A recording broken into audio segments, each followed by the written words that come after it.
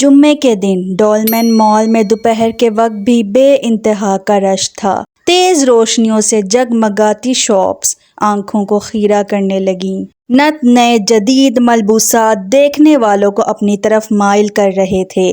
Middle class عورتیں آنکھوں میں چمک لیے برانڈڈ کپڑوں کو اشتیاق سے دیکھ رہی تھی، اور جیسے ہی سوٹڈ بوٹڈ سیلز بوائے ان کی قیمت بتاتا، عورتوں کی آنکھوں کی جوت وہیں بجھ جاتی۔ پھر وہ محض کپڑوں کو حسرت بھری نگاہوں سے دیکھ کر ہی رہ جاتیں۔ جوان لڑکیاں اوریجنل لیدر بیگز کو حق کے ساتھ ہاتھ میں اٹھائے قد آدم آئینے کے سامنے قلوپترا کے مماثل مغرور تاثرات چہرے پر سجائے سیلفی لینے لگیں۔ پھر جیسے ہی وہ فلٹر والی سیلفی انسٹا پر اپلوڈ ہوئی، بیگ کو واپس اس کی جگہ میں دھر کے یہ جا وہ جا۔ اب اسٹوری لگانے کے لیے واقعی اتنا مہنگا بیگ خریدنا کہاں کی عقل مندی ہے؟ جبکہ چورنگی کی گلی نمبر 28 میں واقع تیسرے نمبر کے مکان کے کونے والے کمرے میں موجود انسٹا اسکرول ڈاؤن کرتی شکیلا رک کر ماڈرن لڑکی کے ہاتھ میں موجود اس برانڈڈ بیگ کو للچائی ہوئی نظروں سے دیکھنے لگی، یہ جانے بغیر کہ انسٹا میں موجود لڑکی کے اپنے ذاتی بیگ کی مالیت 500 سے بھی کم تھی۔ شکیلا کو اسکرین پر ورساچی کے ٹیگ والا بیگ دیکھ کر الماری کے اندرون خانے میں موجود اپنا 2000 کا بیگ اب مزید زہر لگنے لگا۔ لیکن مال میں ایک طبقہ ایسا بھی موجود تھا جنہیں جو چیز ایک نظر میں بھا جاتی وہ اسی وقت اپنا کارڈ سوائپ کر کے اس چیز کی قیمت ادا کر دیتے۔ اس طرح اگلے سیکنڈ ہی وہ چیز ان کی ملکیت بن جاتی۔ غرض مال میں ہر کوئی اپنی استطاعت کے مطابق زندگی کو جینے میں مگن تھا۔ اسی دوران مال کے ایک مہنگی شاپ میں موجود عدیل ونڈو شاپنگ کرتے ہوئے لوگوں کو اکتاہٹ سے دیکھ رہا تھا۔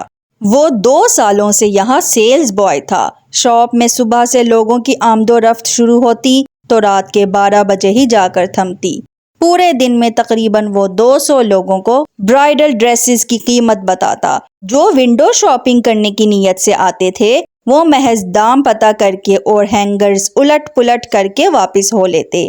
اب بندہ پوچھے کہ اگر کچھ خریدنا ہی نہیں ہے تو بیچارے سیلز بوائے کو کیوں پریشان کرتے ہو؟ برانڈڈ کپڑوں کو دیکھو، ہاتھ لگا کر خوش ہو اور اس کے بعد اچھے بچوں کی طرح شاپ سے باہر نکل جاؤ۔ لیکن نہیں، جب تک ایک ایک لہنگے کی قیمت نامعلوم ہو دروازے کی طرف رخ کرنے کا تو سوال ہی پیدا نہیں ہوتا۔ آج بھی وہ پچھلے 1 گھنٹے میں تقریباً 30 لوگوں کو کپڑوں کی قیمت بتا چکا تھا۔ 5 بج چکے تھے۔ اس وقت تک وہ بیزار ہو جاتا۔ یہاں وہاں دیکھتے ہوئے عدیل کی نظر ایک شخص پر جا رکی۔ وہ ہر برائڈل ڈریس کو بغیر ہاتھ لگائے محض ایک اچٹتی نگاہ ڈال کر آگے بڑھ رہا تھا، جیسے نامور ڈیزائنرز کے یہ ملبوسات اسے ذرہ برابر بھی متاثر نہیں کر پا رہے تھے۔ عدیل فوراً اپنی سیٹ چھوڑ کر اس کی طرف لپکا، کیونکہ یہ بندہ کچھ بہت معیاری چیز کا خواہش مند لگ رہا تھا۔ اگر شاپ سے وہ بندہ اس کی معاونت سے کچھ خرید کر جائے تو ضرور اسے بونس ملے گا۔ اس کے بعد وہ اپنی ناراض منگیتر کو بولٹن مارکیٹ سے بہت اچھی شاپنگ کروا کر اسے منائے گا۔ سر، میں آپ کی کچھ مدد کر سکتا ہوں؟ عدیل نے اپنی پیشہ ورانہ مسکراہٹ سجائے نہایت اخلاق سے پوچھا۔ شور، کیا آپ کے پاس ان سب کے علاوہ کوئی باوقار سا ڈریس موجود ہے؟ طلال کی بات پر عدیل نے بے یقینی سے ریک میں موجود لاکھوں روپے کی مالیت کے برائڈل ڈریسز کو دیکھا جنہیں حاصل کرنے کی خواہش دل میں لیے کتنے لوگ یہاں آتے رہے ہیں، لیکن سامنے کھڑا شخص انہیں ایک مرتبہ دیکھنے کے بعد دوسری نظر دیکھنے کا روادار نہیں لگ رہا تھا۔ آف کورس سر، میں آپ کو ایک ایسا پیس دکھاتا ہوں جو ایک نظر میں ہی آپ کے دل میں اتر جائے گا۔ اگلے ہی لمحے وہ سنبھل کر دوبارہ ہونٹوں پر مسکراہٹ لیے ایک ریک کے پیچھے غائب ہوا، اور 1 منٹ بعد ہی وہ ہاتھ میں ایک ڈریس لیے بوتل کے جن کی طرح حاضر ہو گیا۔ یہ دیکھیں سر، کتنا شاندار ڈریس ہے، کتنی گریس چھپی ہے اس میں۔